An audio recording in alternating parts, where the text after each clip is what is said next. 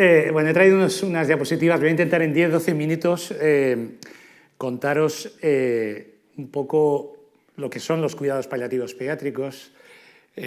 Afortunadamente, Paula ya ha dicho que ya ha hecho una pequeña introducción, porque claro, cuando hablamos de paliativos, todo el mundo inmediatamente va a pensar en un adulto, final de vida, una persona con años, con una enfermedad, pues un cáncer, una enfermedad degenerativa, algo así, ¿no? Y es raro que pensemos que los niños se mueren, Paula lo ha dicho, y gracias a Dios o afortunadamente, a lo que queráis, son muchos menos que los adultos, porque por ley de vida quienes se mueren son los mayores, ¿no? Pero hay en España, y lo iremos viendo ahora, 25.000 familias, calculamos, os lo explico luego, que deberían recibir, y digo familias, cuidados paliativos pediátricos. Entonces, he llamado a la presentación porque lo que importa es cómo viven. Y esto hace referencia al creador de la fundación, al doctor Ricardo Martino, que es el referente en España de los cuidados paliativos, es el jefe de la unidad de cuidados paliativos pediátricos de la Comunidad de Madrid. Y él creó ¿Por qué viven? En 2009. En 2009 lo creó con una idea muy clara. En 2008 empezó la unidad de cuidados paliativos pediátricos de la Comunidad de Madrid a funcionar y se dieron cuenta de que no conseguían cubrir todas las necesidades que era necesario cubrir. Para los pacientes prácticamente casi todo, ¿no? Pero faltaba todas las necesidades que conllevaba el entorno familiar, el entorno de cuidadores. Y con un grupo de profesionales, es una de las grandes diferencias de esta fundación, que normalmente suelen ser pues, las familias que cuidan de un hijo, de un mayor, con una patología en el entorno familiar, que crean la fundación. Aquí fue un grupo de profesionales que dijo, necesitamos hacer más, hay que asegurar absolutamente todo lo que es necesario para cuidar de estos peques y de sus familias. Y creo por qué viven. Entenderéis que el nombre está clarísimo. Trabajamos con ellos porque viven, están vivos. Y de lo que se trata es de trabajar durante toda su vida con estas familias. Os voy a dar unas pinceladas para que luego busquéis. Yo creo que lo más importante aquí, después de mis 10 minutos, va a ser mi compañera Nieves, que os va a contar la experiencia del trabajo con una familia y todo lo que se puede hacer para llenar la vida de vida, como ha dicho Migueli, y porque todos los momentos de la vida de estas familias cuentan. Y hay cosas que cuento casi siempre, ¿no? Pues ese papá que te dice, cuando desahuciaron a mi hijo, llegué a paliativos con esa imagen de mi hijo se va a morir, ¿no? Y de repente vosotros me mostrasteis todo lo que me quedaba por vivir y todos los sueños que todavía se iban a poder hacer realidad. Y eso es lo que intentamos en paliativos pediátricos, que la vida esté llena de vida. Hay 3 ideas que nos guían en el trabajo: el que los niños son personas, que se nos olvida a veces, como son niños, pues todavía no razonan o no piensan o lo que sea, ¿no? Pero suelen ser más inteligentes que nosotros y se enteran absolutamente de todo. Y el cuidado de su dignidad, ¿no? como personas que son. Que nuestro núcleo de atención es el niño y la familia. Es impensable cuando tienes un niño que tiene un diagnóstico de una enfermedad incurable que va a sobrevivir a eso solo. Desafortunadamente con los mayores hay mucha gente que vive en soledad todo su proceso de enfermedad, de final de vida, pero los niños van a tener siempre ese entorno familiar. Y si no es un entorno familiar al uso, como decimos, a veces están institucionalizados y tienen un entorno de cuidadores que está cuidando pues, de ellos, ¿no? Y que el domicilio es el lugar donde tiene que seguir creciendo, desarrollándose esa niña, ese niño. Los niños, ahora os lo iré, a ver si le doy bien ahora. Bien, vale, perfecto. Entonces, los niños son personas en desarrollo. Han nacido y están creciendo físicamente, emocionalmente, psicológicamente, espiritualmente. Y ese proceso en los pacientes que atendemos en paliativos va a llevar un ritmo diferente, pero es un proceso de crecimiento, ¿vale? Entonces, algunas pinceladas de lo que son los cuidados paliativos, lo que os acabo de comentar, y os pondré, tenéis ese dato ahí por si queréis averiguar más. Hasta hace no muchos años nuestro número de posibles beneficiarios era mucho más bajo porque no tenemos estudios epidemiológicos en España y utilizamos estudios de fuera. Ahora calculamos que son unas 25.000 familias, que en España solo tenemos una unidad en los servicios públicos con camas propias de cuidados paliativos pediátricos, que está aquí en el Hospital Niño Jesús. Una que tiene 5 camas. 5 camas.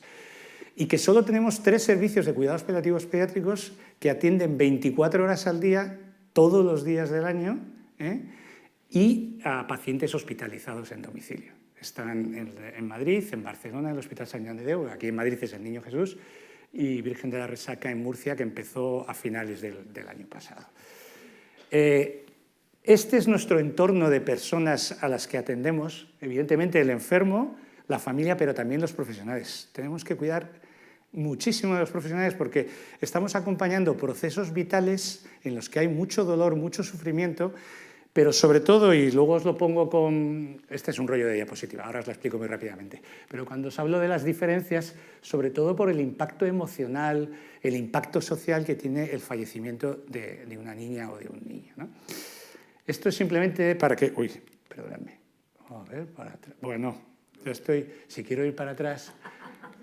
Esto no me lo han enseñado muy bien y entonces estoy aquí equivocándome. Si queréis... si queremos ver...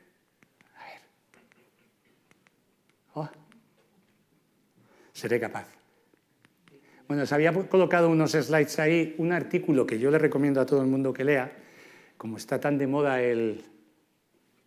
¿Seré capaz? Ahí. No. Ánimo, Miguel, y ven a ayudarme. Aquí. Ese artículo de ahí arriba a mí me gusta mucho porque está muy en boga el tema de la humanización de la atención sanitaria y lo que cuenta la doctora Begoña Román es cómo el modelo de atención que utilizamos en paliativos, que cubre todas las necesidades que tienen los pacientes y su entorno familiar, que son necesidades físicas, evidentemente, para el paciente, pero emocionales, psicológicas, sociales, espirituales. En paliativos estamos haciendo ya esto y nos acercamos, como ha dicho bien Paola antes, a la persona, no a el cáncer de pulmón o a la ELA, sino a Ángel, que tiene una demencia y que está en proceso de final de vida, ¿no? Y os pongo ahí porque esto es como nuestra Biblia de los criterios para intervenir y los niveles de atención y sobre todo porque penséis que en España no tenemos en sanidad especialización no hay especialistas de cuidados paliativos. Es una cosa que se está intentando abordar. De momento el Ministerio yo creo que no va por el camino, para mi gusto no es el adecuado, porque no se va a crear la especialidad, pero no tenemos especialistas de cuidados paliativos. Y quien dice en profesionales sanitarios, lo mismo pasaría con los psicólogos o los trabajadores sociales que forman parte de los equipos de paliativos, ¿no? En ese documento, aunque ya es un poco antiguo, de 2007, pues podéis ver el tipo de patologías que atendemos y los niveles de atención que van desde la atención primaria a cualquier profesional que trabaje en atención primaria, sea clínico, sea psicólogo, sea trabajador social, debería tener unos conocimientos mínimos de cómo atender a un paciente con un diagnóstico de incurabilidad o en proceso de final de vida. Luego habría un segundo nivel que serían los especialistas que ven patologías más complejas y que les va a tocar alguna vez acompañar un final de vida y luego los equipos especializados en atención paliativa. ¿Qué hace diferente a los cuidados paliativos pediátricos? Pues lo primero, evidentemente, que estamos atendiendo a una niña o a un niño y que es un área de conocimiento relativamente nueva. Yo creo que algo que lleva menos de 50 años viviendo, como son los paliativos modernos, todavía en nuestro ámbito es algo relativamente nuevo. En España todavía más nuevo que en el resto de Europa. Ojalá, Miguel, y estuviéramos haciendo el centro mundial. Va a ser el primero en España, pero en Europa ese tipo de servicio que queremos empezar a dar de aquí a un par de años ya existe, ¿no? Que tenemos muchas más enfermedades, que hay un montón de enfermedades que las llamaréis raras, degenerativas. Ya os lo he comentado, el impacto social y la aflicción y duelo que provoca el fallecimiento de un niño. Pero, muy importante, la gran variedad de edades que tenemos, desde diagnósticos prenatales hasta adolescentes o en comunidades como la de Madrid, que tenemos esta suerte de poder seguir acompañando después de la mayoría de edad, pues pacientes que estamos atendiendo con 25, 26, 27 años, ¿no? ¿Por qué? ¿Por qué diréis que tan mayores? Pues porque cuando tienes un paciente que tiene una parálisis cerebral y llega a los 18, y llega a los 20, y llega a los 22, él tiene una edad pero su cuerpo sigue siendo el cuerpo de un peque y sigue siendo una persona que sigue pesando 32 kilos, que lleva una historia de seguimiento y de atención desde un equipo pediátrico, ¿no? Y que son esos los pediatras los que mejor lo manejan, ¿no? Como os he comentado, pues que es un número muy reducido de pacientes. El papel de la familia, que ya os lo he indicado al principio, y la familia, siempre pensamos en los papás, aquí siempre hablamos de dos grandes olvidados, que son los hermanos de la familia y los abuelos. Los hermanos porque al final todo en una familia que se hace un diagnóstico de incurabilidad de una hija, de un hijo, cambia absolutamente todo. Todos esos sueños que habíamos imaginado, todo el proceso de desarrollo desaparece y nos centramos en el cuidado. Y la mayoría de las atenciones, lógicamente, van para ese niño, esa niña que necesita más atención. Y los hermanos a veces pues, quedan en un segundo plano. Intentamos trabajar con las familias, por ejemplo, que hagan partícipes, por muy pequeños que sean, a los hermanos. Y yo recuerdo una vez en un domicilio como que la niña necesitaba que le aspirasen los mocos. Inmediatamente el peque, que debía tener 5 o 6 años, se fue a por la goma para ver cómo aspiraba, igual que hacía su mamá. No era capaz de aspirar bien, pero él inmediatamente tuvo la reacción que él veía que tenía su mamá cuando su hermano se atragantaba, ¿no? Lo que os he comentado de que los niños están en desarrollo y no profundizo mucho más sobre eso. ¿Qué hacemos desde Fundación Porque Viven? Pues intentamos apoyar a los servicios públicos de salud para complementar con lo que todavía no tienen los servicios públicos. Y ojalá llegue el momento en el cual, digamos, cerramos Porque Viven, porque ya los servicios públicos están dando esta atención. Tenemos 4 programas. Voy a dejar el primero originario para la última slide, porque así le doy paso a Nieves, que es la que nos va a presentar a una paciente muy entrañable y el trabajo que hizo con ella. El acompañamiento familiar, que es un programa que tenemos gracias a Fundación La Caixa, en el cual tenemos un equipo de psicólogos, trabajadores sociales y un acompañante espiritual que están integrados dentro de la Unidad de Cuidados Paliativos Pediátricos de la Comunidad de Madrid, con el cual pues, se hace el soporte psicológico, las necesidades de atención social, con búsquedas de ayudas, intervención comunitaria para las familias. En ese programa están los grupos de familia. Tenemos funcionando ahora mismo un grupo de duelo que está funcionando online, que la semana que viene va a hacer, después de la pandemia, la primera reunión presencial, como nos está pasando hoy aquí, que nos podemos juntar, ¿no?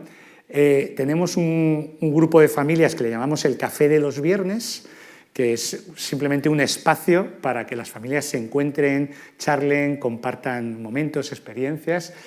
Y el voluntariado, fundamental en el hospital, porque gracias a que la unidad tiene camas propias, se pueden hacer ingresos por respiro. Es decir, el paciente no ingresa porque esté malito o porque haya que cambiarle el tratamiento, ingresa cuando las 5 camas no están ocupadas para que la familia descanse. Y para que la familia descanse, lo que te piden es que su hijo no esté solo. Y eso, como estaría en casa acompañado, y eso se resuelve con voluntarios que acompañan el tiempo que la familia considera. A veces hace falta hasta cubrir la noche, ¿no? Mejor en casa tenemos un banco de material ortoprotésico que en realidad son donaciones de las familias que lo que hacemos es volver a prestárselo a otras familias, ¿no? Y una silla, una cama. Y las familias sienten que el legado de su hijo tiene continuidad porque saben que alguien está aprovechando lo que fue útil para su hijo, ¿no? Y luego estamos dando alojamiento temporal. Hasta el año pasado teníamos un apartamento que nos habían cedido, que hemos tenido que devolver ya, porque la familia lo necesitaba. Y ahora hemos buscado alojamientos en la periferia de Madrid, pues cuando viene una familia, no para familias que vienen de fuera a resolver situaciones aquí, porque lo que tenemos ahora queda lejos, pero sí sobre todo familias que están en un proceso de final de vida, que sabemos que se puede extender por meses, perfecto, para hacerlo, ¿no? Estos son programas que estamos poniendo en funcionamiento, y voy a ir pasando, sobre todo son actividades de ocio y socialización para las familias. Cuidándome en casa, que llevamos la fisioterapia y la musicoterapia y el respiro a domicilio, el respiro para que descansen las familias. Y el gran proyecto que decía Miguel y que intentamos construir el primer centro de atención paliativa pediátrica de España al estilo de lo que tienen en otros lugares de Europa. Nieves, vas subiendo si quieres. que son centros para recibir a las familias y para que las familias tengan tiempo para descansar y disfrutar de sus hijos al mismo tiempo que alguien les cuida. Tendrá terapias, tendrá guardería para pacientes que pueden vivir en un entorno de guardería y que no necesitan específicamente centro de día. Bueno, va a ser algo puntero en todas las cosas. Y Nieves, que forma parte del programa de Cuidándome en Casa, os va a contar la historia de Dori, cómo trabajó con ella en un tiempo, voy a quitar aquí, en un tiempo cortito, y cómo con ella y con su familia elaboró lo que llamamos una canción legado, que su familia tiene ahora de recuerdo, que cuenta un poco lo que Dori quería hacer, ¿no? Y quería vivir con su familia. Ella os lo va a contar muy bien. Muy buenas tardes a todos. Me llamo Nieves y trabajo en la Fundación Porque Viven, efectivamente. Por eso, porque viven. Cuando empecé a intervenir con Dori, estaba a punto de cumplir 9 años. Tenía un cáncer de huesos con metástasis. Llevábamos más de 15 días intentando quedar para la primera sesión, pero no sé por qué razón siempre acabábamos cancelándola en el último momento. Afortunadamente pudimos cuadrar una fecha para empezar a finales de junio. Repasando cada sesión con ella, soy mucho más consciente de lo efímero del tiempo. Todo transcurrió de una manera tan sumamente fugaz. Realmente fueron 3 sesiones en las que le pude acompañar. Y todo esto en un intervalo de poco más de un mes. Todavía resuena en mi cabeza su voz timbrada y potente. Parecía una de esas niñas que hacen teatro musical. ¿Os imagináis? Casi 9 añitos. Cuando la conocí aún estaba llena de energía. Ese mismo día me dijo que quería ser una princesa pop. Y desde entonces, desde ese primer encuentro, ya definimos que su canción sería Dori, princesa pop. Era una artista, estaba llena de talentos. Tenía el don de la palabra, el don de la interpretación. Pero el don más grande que tenía era el de la sensibilidad. Ella miraba de una manera especial. Sabía ver mucho más allá. Ella improvisaba melodías y mezclaba letras que se sabía con letras que le nacían del alma. Aquí estoy, una chispa soy, y me veréis brillar. Aquí estoy, dando lo mejor, sin esconderme. A mí me sorprendió, yo la seguía, yo daba unos acordes y ella simplemente cantaba y soltaba. Esa fue la primera canción que improvisamos, guitarra y voz. La segunda sesión tuvimos la suerte de que fuera familiar. Su mamá, su hermano pequeño, ella y yo. Aprovechamos para celebrar que el día anterior había sido su cumpleaños, había cumplido 9 añitos. Tocamos instrumentos, cantamos e improvisamos muchísimo. Incluso nos dio tiempo a componer una canción en la que cada uno pudo expresar los sentimientos hacia el otro. Fue impresionante, impresionante. Por turnos, pues cada uno podía cantarle al otro lo que iba sintiendo, lo que sentía, cuánto se querían. Fue un instante mágico. Sobre todo para Dori y para su mamá. Fue un momento yo sentí que ahí había una trascendencia. En la última sesión con ella, ya fui mucho más consciente de la gravedad de la situación y teniendo en cuenta que el dolor que padecía me centré en la relajación y en la respiración, en darle un masaje sonoro. Le canté acunándole con mi voz y en 3x4 entoné sus canciones favoritas y otras que le había dedicado a otros peques, como ella. Todavía puedo escuchar su vocecita débil con esa ternura que desprendía. Como me decía dulcemente, qué bonito, qué bonito. Jamás he conocido a nadie más consciente de la llegada del destino. La siguiente sesión la cancelaron. Dori ya no estaba para nada ni para nadie, solo para despedirse de los suyos y para empezar a emprender su viaje. y aproveché ese tiempo para darle el último impulso a su canción. Llevaba días dándole vueltas a una letra y una melodía que modifiqué muchas veces, porque al final lo que quieres hacer es lo mejor para ese niño, quieres retratarle musicalmente, dibujar un poco su esencia con notas. Y desde la más pura humildad le grabé un vídeo cantándole la canción y se la envié a su madre. El tiempo apremiaba. Dori ya estaba muy malita. Su madre tardó 2 días en dar el botón de reproducción de ese vídeo. Y cuando lo hizo me confesó que no había tenido fuerzas, pero que finalmente se armó de valor y entonces no paró de llorar. Me dijo que era lo más lindo que le habían regalado nunca. Y textualmente escribió: la describes como es ella, una luz que no cesa de brillar, ni siquiera en la tormenta más difícil. Varios días después, en otro mensaje, me dijo que le hubiese encantado que Dori hubiese cantado esa canción.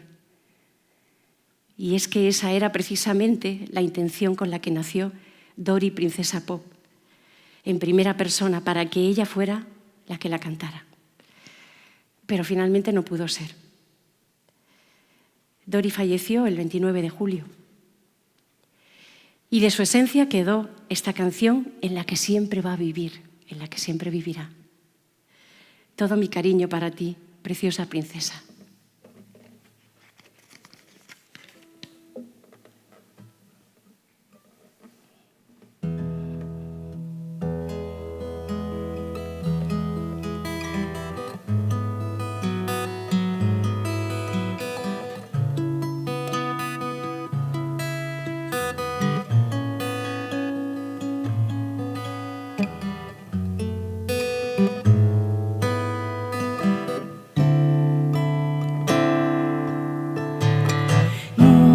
Sabré quién quise ser, solo sé quién soy.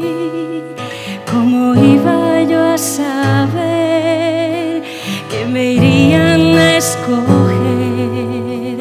que el destino me daría unas alas para volar?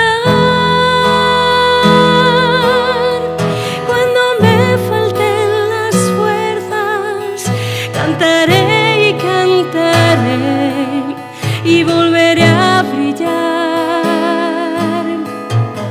una y otra vez, cada día cuando el sol salga al amanecer.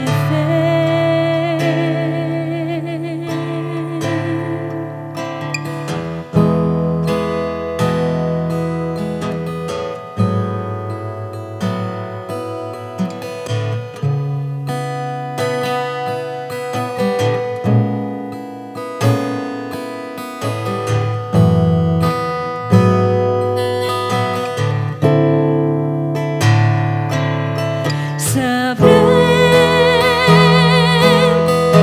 que todo te irá bien, que mi alegría es vuestra fuerza y nuestro amor el poder.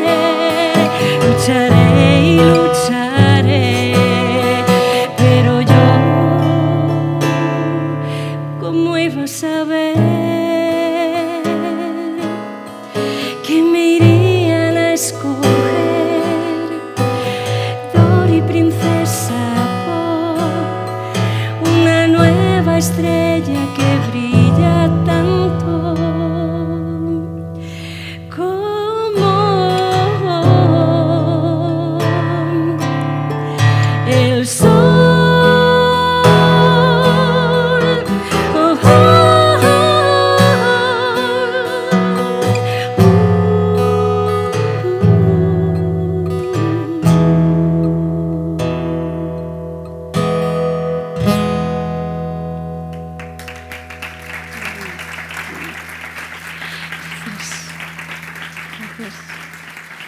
Gracias.